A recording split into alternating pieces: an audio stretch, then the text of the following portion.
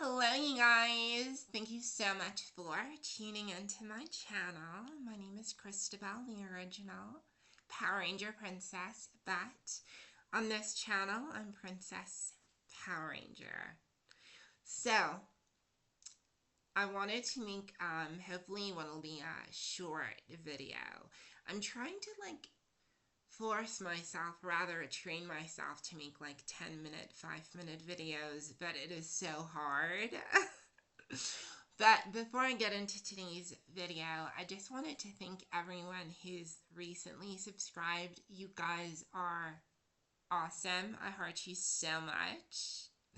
Everyone who comments, everyone who's engaged, you really make it worth it.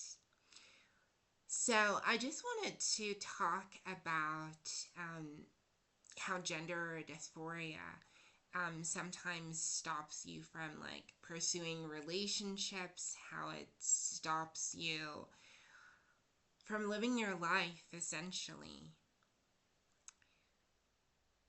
I think so often when we see trans people out in the public and stuff, it's easy to sort of politicize what they're going through and forget how much courage it takes for a person to, go out in public and start dressing female and risk ridicule and risk possible violence because they're trying to come into themselves. We often forget that it causes so much anxiety for so many of us. And the monster that is gender dysphoria, I'm going to tell you this now, that years into your transition, even after facial feminization surgery, even after a boob job, a BBL, girls still sometimes feel dysphoric. But it's so easy to forget, how much of a monster gender dysphoria is for so many of us. I mean, I've heard stories of girls who would basically mutilate that part of their body because they just could not deal with it being attached to them. Girls who literally avoid looking at that part of their body when they shower. I mean, and for me, I think my gender dysphoria was always looking in the mirror and seeing essentially a boy looking back at me. There was such a strong disconnect between what I was looking at and an even stronger disconnect with how the world was perceiving me, experiencing me, and expecting me to engage with it. It felt like I was playing dress up in somebody else's life, and I absolutely hated it. Absolutely hated it. Now, when I started my transition and I started socially transitioning and living as a female, it was so scary. I mean, all of my worst nightmares came true.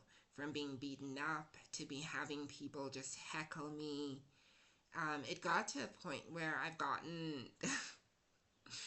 my skin's like an alligator skin. Nothing can penetrate it at this point. But, I've had people hurt me. I've had people stab on me. Cut it up. Literally, I mean, it's so many things have happened that a lot of it just becomes a blur after a while because it's like I transitioned about 10 years ago, 10 and a half years ago. So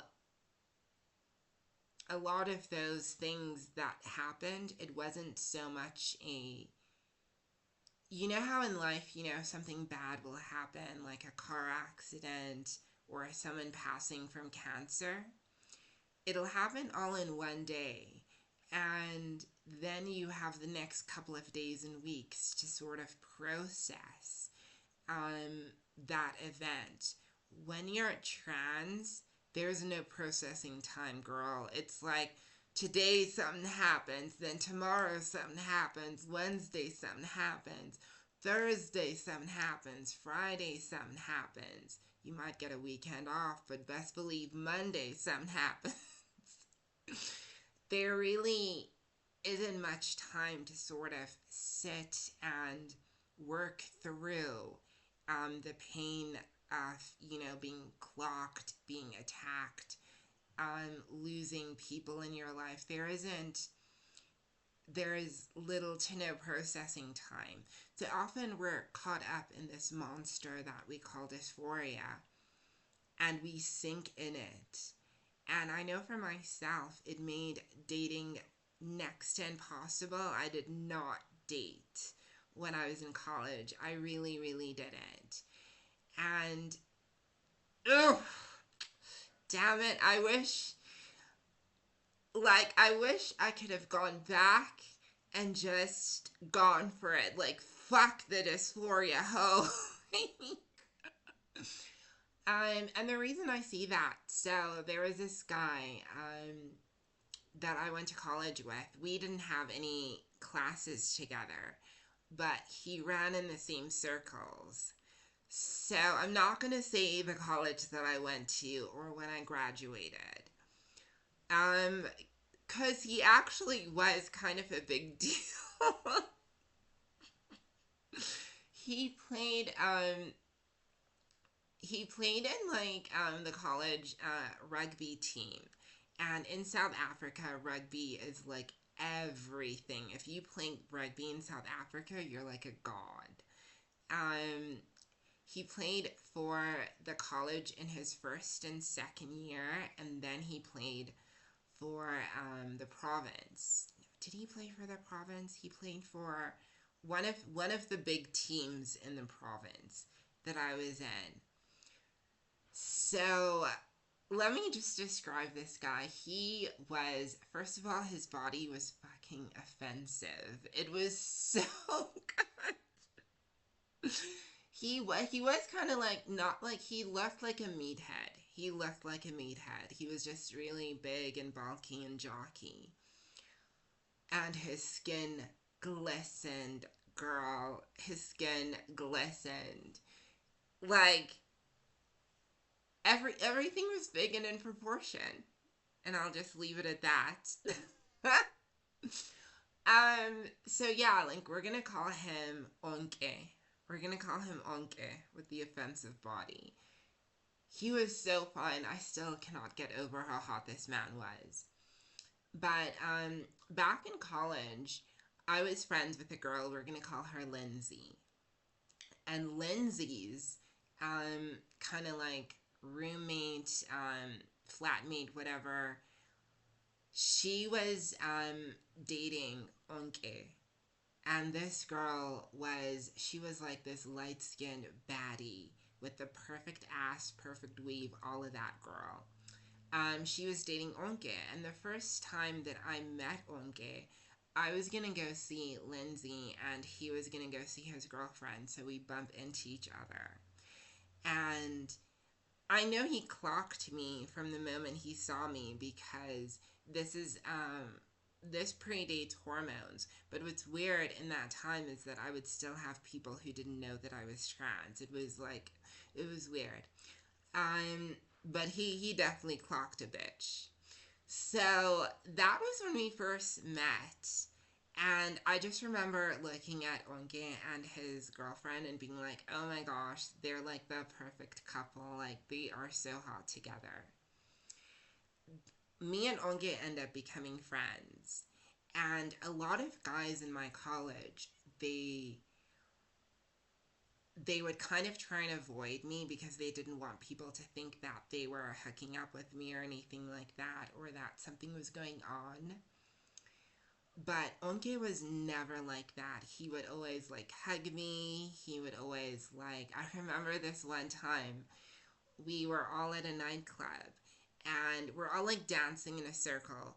Back in 2014, when people danced in clubs, we were towing it up on that dance floor.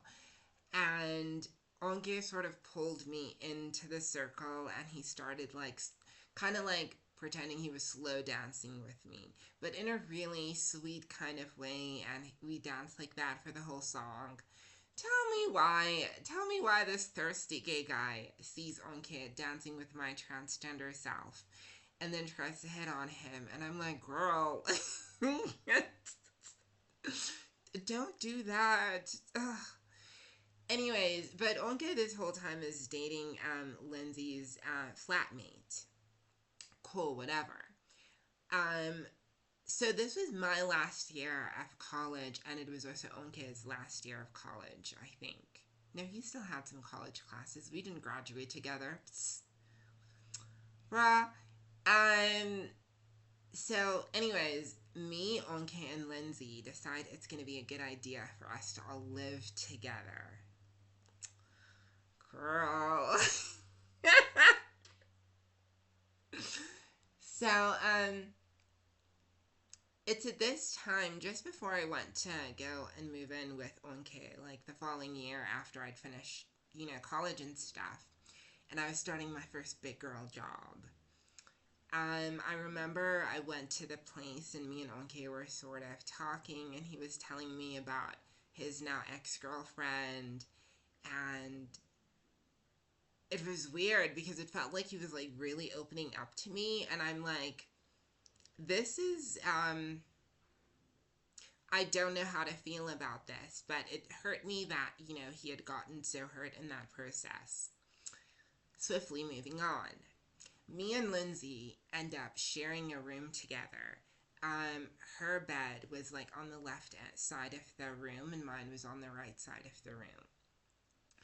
But when you entered when you entered our room, you first passed Lindsay's bed, and then you had to walk all the way to my bed. Now, Onke loved being in our room. He loved being in our room, and how me and Lindsay had it set up is that the room is really big enough that if we wanted to, we could have like a slide in between, and it could function as two different rooms. But we didn't do that because we would always be up talking to each other, sharing each other's clothes, that sort of thing. Now, Lindsay had her bed, all laid up pretty and with, continental pillows and everything. My bed was just, my messy old bed. And whenever Onke would come into our room, he would always lie on my bed. He would always, we would always joke around, and he would, like, hit me on certain parts of my body. It was only when Lindsay would bring it up and be like, what's going on with the two of y'all? Onke, you never smacked me on my ass. Now, I think, even as naive as what I was, I knew that there was kind of like some weird kind of thing going on between me and Onke. It was only when, okay, this is what kind of confirmed it. It was only when he came to our room. He came to our room after he had worked out and whatever, and apparently his muscles were all tense and whatever. And he came into our room, and he collapsed on my bed, and he was like, "Oh, Christabel, can you please rub my like abs and stuff?" Tell me why this hot naked boy is laying on my bed asking me to rub on him. So, yeah, and like I had the lotion, and I was like rubbing all over his muscles and stuff. And Lindsay just would not shut up about it. She was like, why do you ask Chris about what's going on? But I really wish I had had a slide to separate me and Lindsay. Because at this point, like, it was kind of evident that, like, I don't want to say there was something, but it felt like that there was something.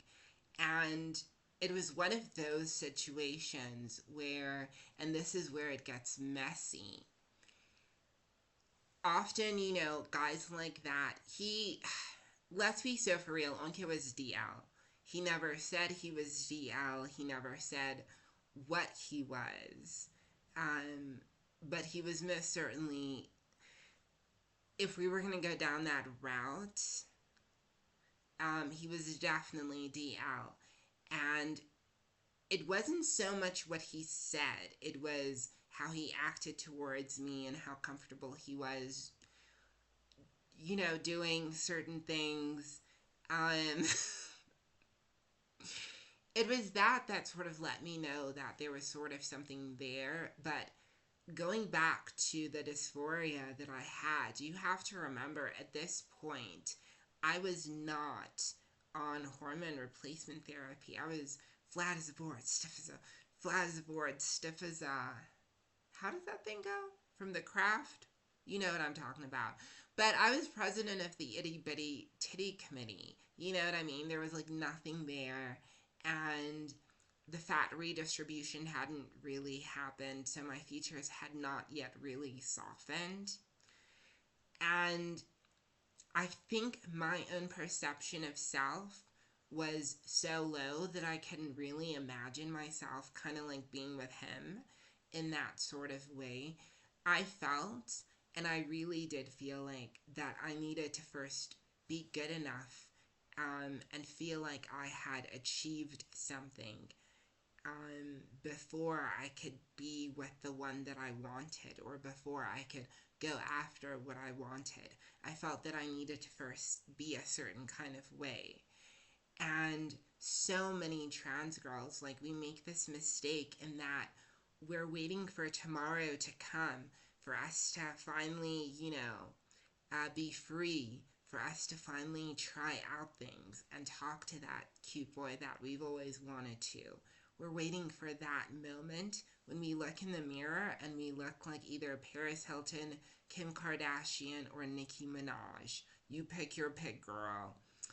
But the thing is, even after the facial feminization surgery, and this is what people don't tell you, a lot of us still feel dysphoric even 10 years into transition.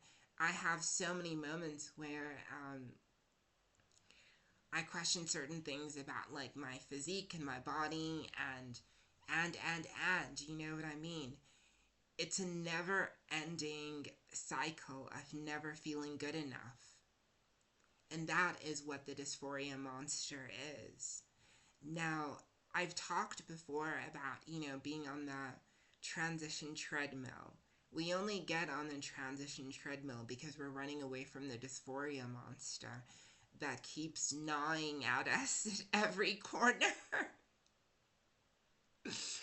But the thing is, at some point, you kind of have to be like Will in Stranger Things and turn back and look at that monster dead in the eye and be like, go away, you have no control over me.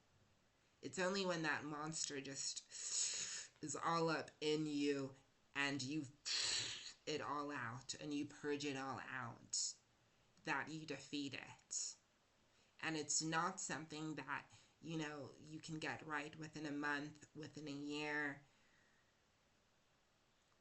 It's something that works at your own pace. But you have to work at trying to beat that dysphoria each and every day. How good was that reference that I made about Stranger Things Betung? Just off the cusp. Damn it.